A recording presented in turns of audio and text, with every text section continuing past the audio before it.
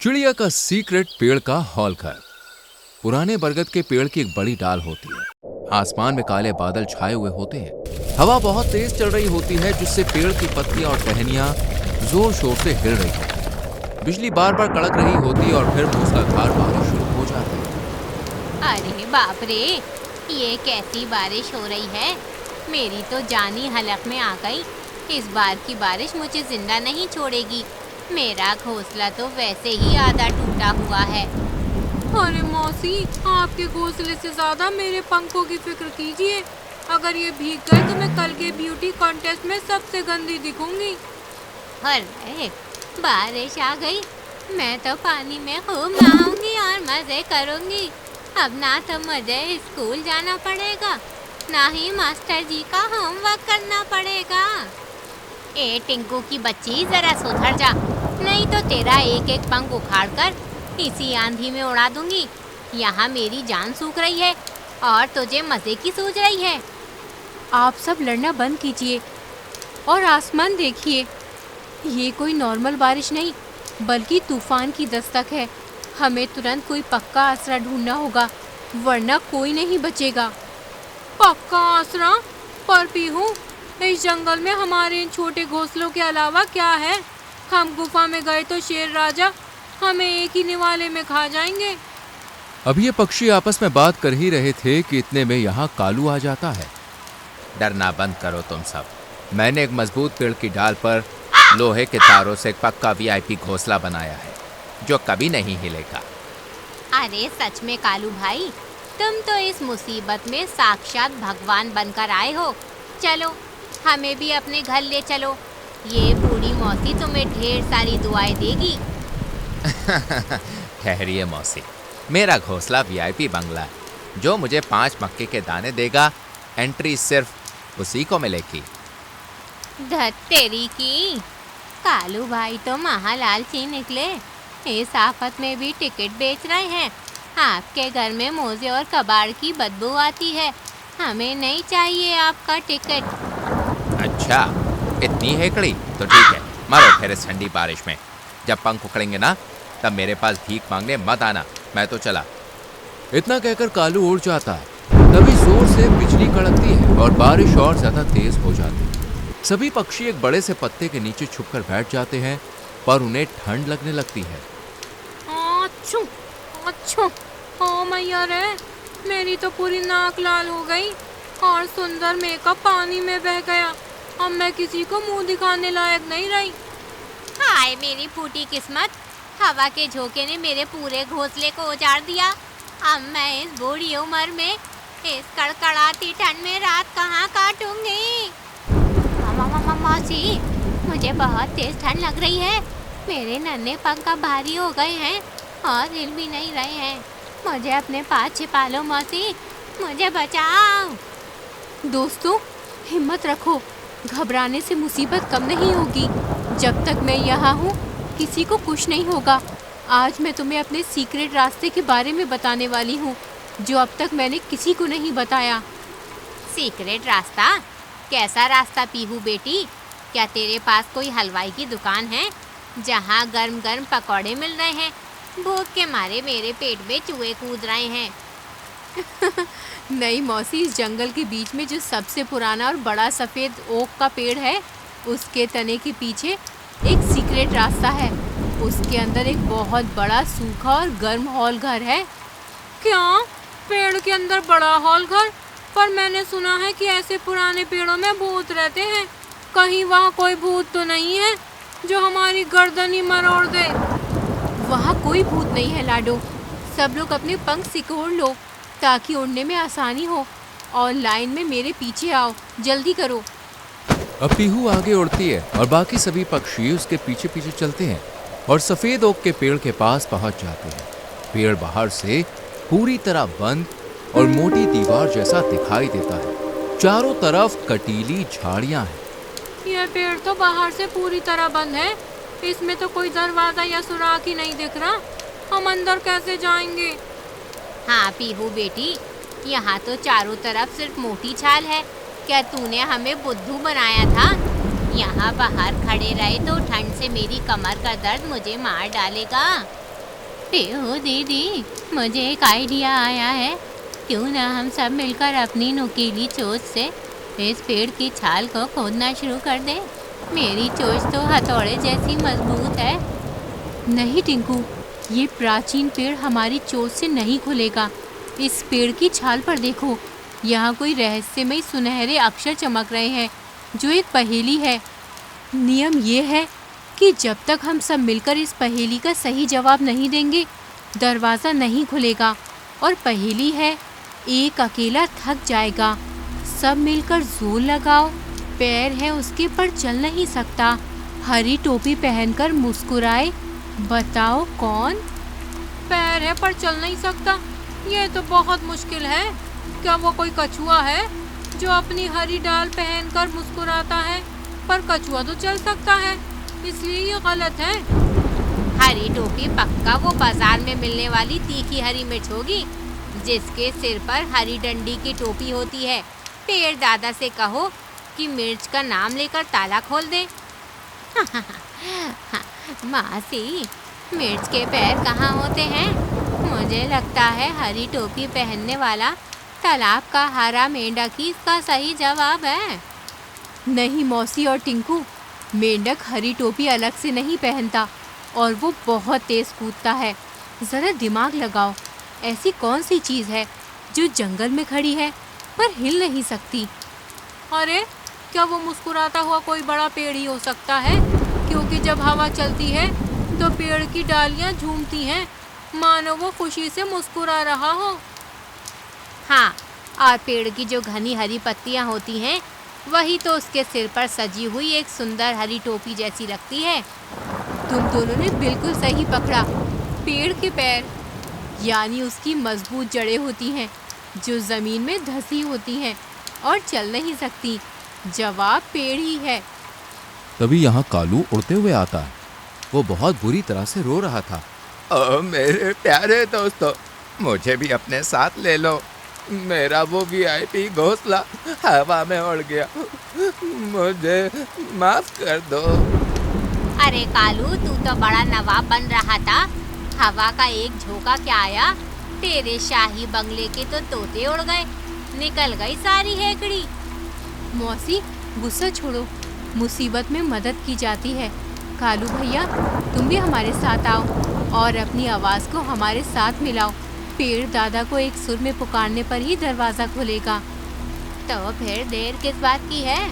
सब लोग एक साथ पूरी ताकत से चिल्लाओ, पेड़ दादा दरवाज़ा खोलो, हम सब एक हैं। अब सब मिलकर एक साथ जोर से चिल्लाते हैं और पेड़ के तने से गूंजती हुई जादुई आवाज आती है। शाबाश नन्हे पक्षियों, तुम्हारी एकता और समझदारी देखकर मुझे खुशी हुई। अंदर आ जाओ और तूफान से अपनी अपनी जान बचाओ। अचानक एक तेज सुनहरी रोशनी चमकती है और पेड़ के तने में एक बड़ा गोल दरवाजा खुल जाता है। सभी पक्षी अंदर जाकर देखते हैं कि जमीन पर सूखी मुलायम घास बिछी हुई है और कोने में फलों का ढेर है। अरे ये सीक्रेट हॉल तो अंदर से किसी राजा के आलीशान महल जैसा सुंदर है।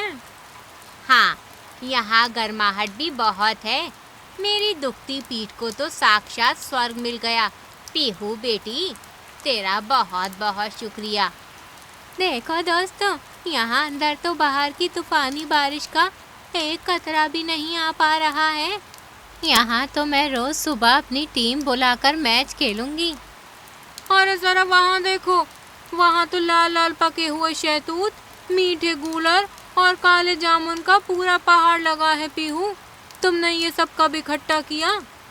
मौसी, जब आप सब गर्मियों में दोपहर को सो रहे होते थे, तब मैं दूर के खेतों से एक एक दाना चुनकर लाती थी। ये हमारा इमरजेंसी फूड स्टॉक है। पीहू, आज मुझे बहुत शर्म आ रही है। मैंने तुमसे अपने घर में रहने के बदले मक्का के दाने मांगे और तुमने बिना लालच के मुझे इतनी अच्छी जगह दी। मुझे माफ कर दो। कालू भैया, मुसीबत के टाइम लालच छोड़ देना चाहिए। हम सब एक ही परिवार की तरह हैं। जब हम साथ रहते हैं तो हमारा हर दुख आधा और खुशियाँ दुगनी हो जाती हैं। अरे ओ कालू भाई, अब पुराना रोना बंद कीजिए और ये मीठा जामुन खाइए।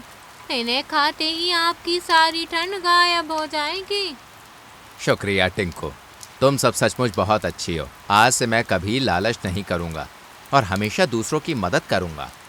क्योंकि मुझे बहुत तेज भूख लगी है। सब लोग टूट पड़ो खाने पर। हाँ मौसी, यहाँ खाने का मज़ा ही कुछ और है। और देखो, यहाँ पानी का एक छोटा सा गड्ढा भी है जो शीशे जैसा है। मैं इसमें अपने पंख संवार सकती हूँ। सभी पक्षी खुशी खुशी खाना खाने लगते हैं और पूरा हॉल हंसी मजाक से गूंज उठता है। जबकि बाहर का तूफान अचानक खतरनाक रूप ले लेता है। बिजली जोर से कड़कती है और पूरा पेड़ जड़ से हिलने लगता है। अरे बाप रे बाप, ये अचानक क्या हो गया? पूरा पेड़ इतनी जोर से क्यों हिल रहा है? क्या कोई भूकंप आ गया है? बचाओ मुझे! हे भगवान, बाहर हवा की स्पीड बहुत ज़्यादा बढ़ गई है। ये बूढ़ा पेड़ इस तूफान को नहीं झेल पा रहा है। इसकी जड़ें मिट्टी छोड़ रही हैं। हम सब गिर रहे हैं। मौसी, मुझे बहुत डर लग रहा है। क्या ये पेड़ उखड़ कर गिर जाएगा और हम सब इसके अंदर हमेशा के लिए मलबे में दबकर मर जाएंगे? ये तूफान तो महाप्रलय जैसा है। हमें तुरंत ही इस पेड़ से बाहर भागना चाहिए, वरना यहाँ जिंदा समाधि बन जाएगी। पीहू बेटी, जल्दी दरवाजा खोलो। बाहर बिल्कुल मत जाना कालू भैया। बाहर गए तो ये तेज आंधी आपको तिनके की तरह उड़ाकर नदी में फेंक देगी। यही शांत रहो, एक दूसरे का हाथ पकड़ो और हिम्मत रखो। पर पीहू, मिट्टी पूरी तरह गीली हो चुकी है और पेड़ उखड़ने ही वाला है। अब तुम्हारी समझदारी ही हमें बचा सकती है। कोई चमत्कार करो, वरना आज हमारा आखिरी दिन है। पीहू एक सुराग से बाहर झांकती है और अपने दोस्तों से कहती है, पेड़ की जड़ें बहुत पुरानी हैं और मिट्टी ढीली हो गई है। हमें इस वक्त जंगल के सबसे बड़े मददगार की ज़रूरत है जो इसे गिरने से रोक सके। भगवान, हमारी मदद करो। तभी बाहर से किसी के कदमों की आवाज आती है। जमीन हिलने लगती है और एक लंबी बड़ी सूंड पेड़ के सुराग के अंदर आकर हवा में लहराती है। ओ मेरे नन्हे पक्षी दोस्तों, घबराओ मत और बिल्कुल मत डरो। मैं तुम्हारा दोस्त जंबो आ गया हूँ। जब तक ये जंबो जिंदा है तो मैं कुछ नहीं होने देगा। अरे देखो सब लोग, हमारे सबसे पावरफुल जंबो दादा बाहर आ गए हैं। अब तो हमें दुनिया की कोई भी आंधी या तूफान छू भी नहीं सकती। जंबो दादा जिंदाबाद। मैंने अपनी चौड़ी मजबूत पीठ और लोहे जैसे सर से इस सफेद ओक के पेड़ को कसकर थाम लिया है। जब तक ये तूफान रुकेगा नहीं, मैं इसे एक भी इंच हिलने नहीं दूंगा। तुम सब मजे करो। जंबू दादा, आप बाहर इस भयंकर आंधी और मूसलाधार बारिश में भीग रहे हैं। आपको चोट लग सकती है। आप हट जाइए, हमारे चक्कर में आपकी जान जोखिम में है।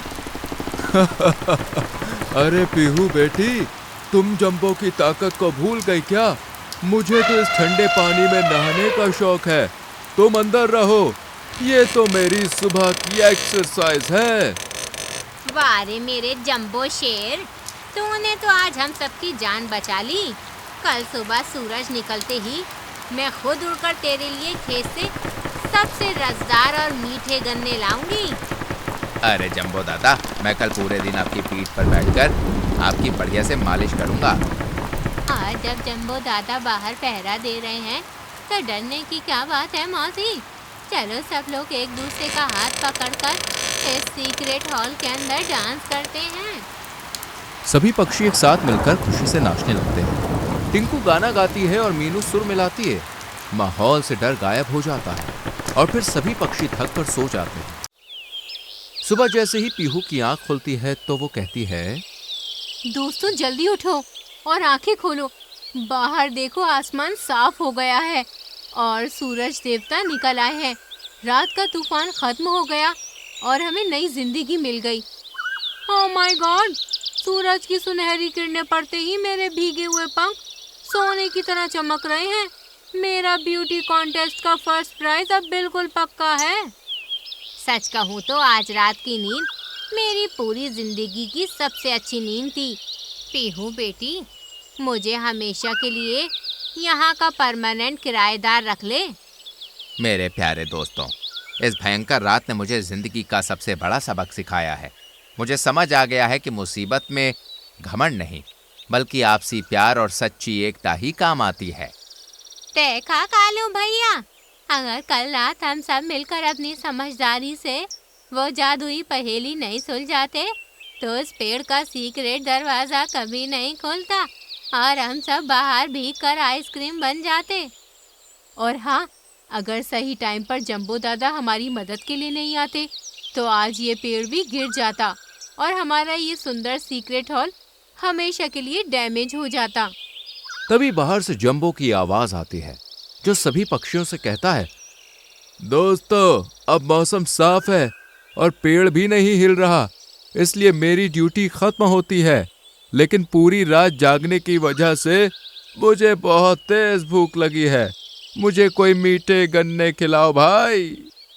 हाँ चलो जम्बू भाई, हम सब पूरी पलटन मिलकर अभी किसान के गन्ने के खेत में चलते हैं और तुम्हें भरपेट मीठे रसदार गन्ने खिलाते हैं।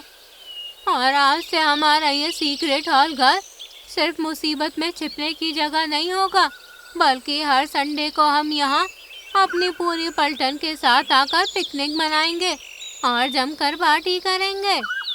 बिल्कुल टिंकू, हम सब यहाँ हर हफ्ते मिलेंगे, लेकिन दोस्तों हमेशा याद रखना कि एकता और समझदारी ही दुनिया की हर बड़ी से बड़ी मुश्किल का असली हल है।